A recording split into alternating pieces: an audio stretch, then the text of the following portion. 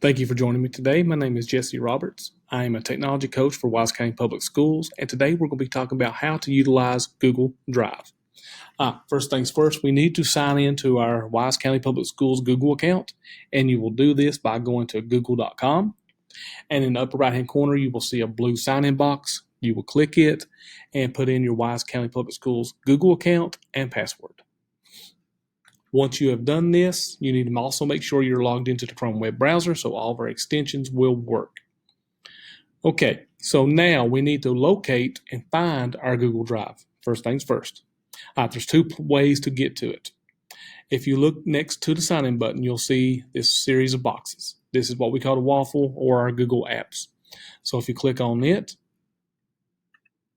you'll see Google Drive, and you can go to Google Drive this way. There's another way you can also go to Google Drive. That's to come up to the address bar and type in drive.google.com. Any of the Google products, you can type in the name of it, .google.com, and it will take it to you. All right, so this is my Google Drive. There's a lot of information in here. Please don't let that scare you. All right, so first things first, there's some settings that we need to go and set up before we do anything else. If you come up here to the upper right-hand corner, you'll see a gear icon. Click on the gear icon and go to settings. All right, we want to auto-convert anything that we put into Google Drive into Google Docs, Sheets, or Slides format. We will do that by clicking right here where it says Convert Uploads and selecting this checkbox. Once you do this, anytime you add a file to Google Drive, it's automatically going to convert it to Google format. All right, there's another setting that we need to go and change. The offline. We need to make our Google Docs, Sheets, and Slides available offline. So you would do this by checking this box. Once you have both boxes selected, you can hit Done. All right. So now let's talk about actually getting material into our Google Drive. To add a file to Google Drive, there's two ways. Right here's the easiest way. You come up here to New. This is probably the most important button in Google Drive. So I'm going to click New. This is how you can add new files. You can also add new folders, or you can create your own within Drive. Most of these folders here I have created and added materials. But if you had a file folder on your desktop that you wanted to bring in, you could hit this folder upload and add it. Also from this new button, this is how you create brand new Google Docs, Sheets, Slides. You hit the More button. You have Google Forms, Drawings, My Maps, Sites, any of the Google apps that you will need in your instruction. Okay, so first things first, how to add a file into Google Drive. The first way is to click File Upload. Then you just got to remember where you've saved this file. So I'm coming in here to my downloads. This is where I save most of my stuff. So let's just bring this in. This framework. There at the bottom, you see it's a Word document, and it's starting to upload. Once you see the green check, it has been added to your drive. So you would do the same thing for a folder upload. So you have a folder on your desktop that you want to bring over, or a folder in your files that you want to bring over. You would come over here and click Folder Upload.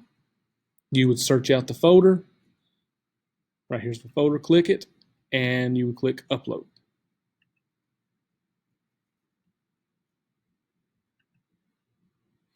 And same thing, once the green check comes up, it is downloaded. This is 154 files. I'm going to cancel that real quick. I don't want to throw that in there right now.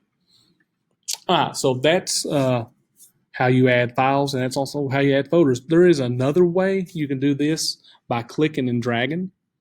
So I'm going to minimize this. So here's my desktop. Here's some files I have in here. So here's a picture I found of my dad and his best friend on the internet. I'm going to drag this into my Google Drive. So I select the file. I drag it in.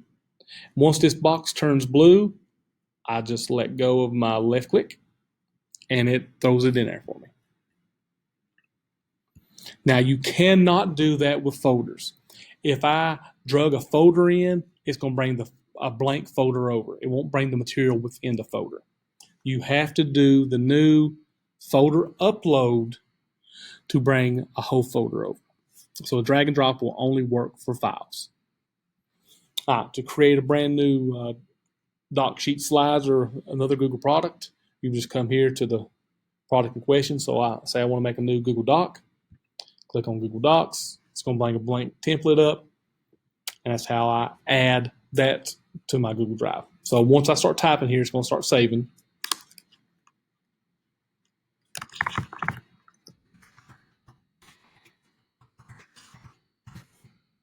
So once I start typing, it's going to save. Every time there's a keystroke, you'll see it saving. And it saves the drive. So now it's in here. It's all in alphabetical order. And it'll be down here, student, parent video. There it is. Let me show you this real quick. This is the view that I have set up. You can change your view in Google Drive. I have it in a list view. You can click this button and get a grid view. I prefer the list view because it puts all my files at the top and all my files below it. Okay, let's go back to our list and see what else we have to do. So we have talked about uploading to Google Drive. Sharing a file or a folder. This is probably the second biggest thing that your students are going to be asked to do, is to share information, say with their teacher or with a group. So I have my files down here. I'm going to show you how to share a file. All right, so here's a spreadsheet that I want to share. If I click on the spreadsheet, you'll notice up here, these icons pop up. I can get a shareable link and share this as a link, or I can share it directly with a person by hitting the person with the plus. This is probably the one you'll use the most. So click the person with the plus. You simply type in their name. So say I'm sharing this with Dr. Michael Goforth, the principal at Union. I will select him. I can type a message. This is the file you needed.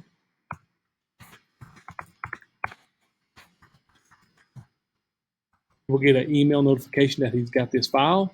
There's the file in question.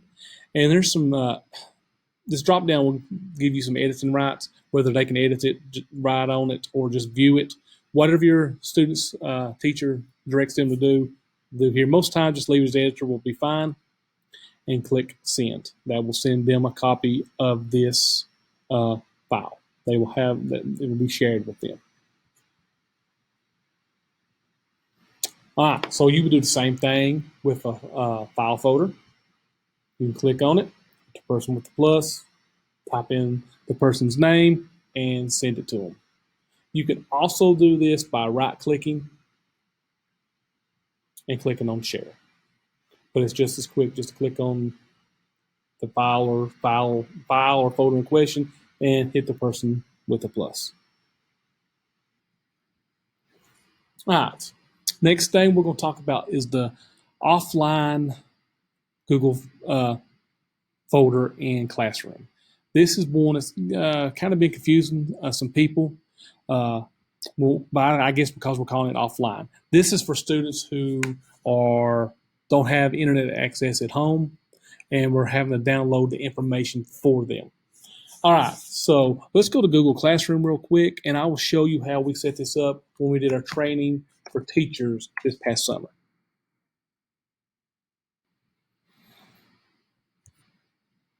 Here's the class that all teachers had to complete when we was talking about teaching them how to do online instruction. So we did a downloadable offline folder for every topic. So what the students would have to do is come here to this downloadable offline folder, whatever the teacher names it, and go to this link. Here's all the materials for that week in question. Now, what we're asking the students to do is to make a copy of this and add this to their drive. So what they would do, they would right-click the file. They would come down here to make a copy.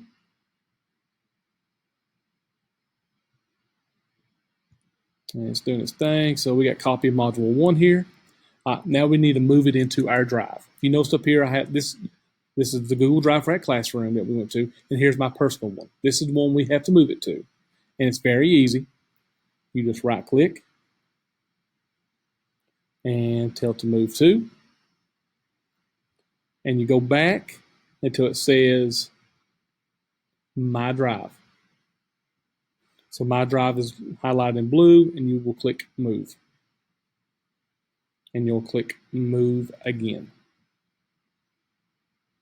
All right, it says it's been moved to My Drive, so I'm just going to X out this, X out of the classroom. I'm back in My Drive, and this is called Copy Of, so it's in alphabetical order. So Copy of Module 1, there it is. All right, now we got to make sure this is available offline. We've checked the box up here that's going to allow us to do that.